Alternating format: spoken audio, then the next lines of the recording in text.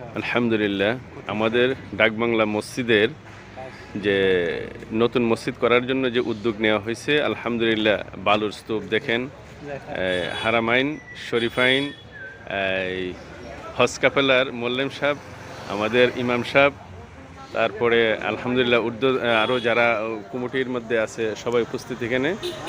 আলহামদুলিল্লাহ আমাদের কাজ চলমান, ইনশাল্লাহ চলতে থাকবে। আর যারা আল্লাহ রাস্তা দান খয়রাত করবেন ইনশাল্লাহ আপনারা করতে পারেন কমিটির সাথে যোগাযোগ করে।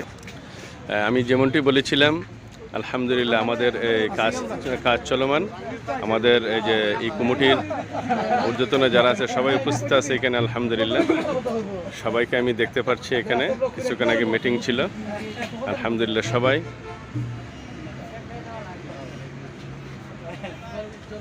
আলহামদুলিল্লাহ আসলে আমরা একের বোঝা দশের লরি একের বোঝা আগের ক্যাপশনে দিয়েছিলাম, আর এখনও আপনার দিচ্ছি যে নতুন কাজ চলমান, ইনশাল্লাহ ধারাবাহিকভাবে এগুলো চলতে থাকবে। আমি আপনাদেরকে ধারাবাহিকভাবে আপডেটগুলো দিতে থাকবো ইনশাল্লাহ।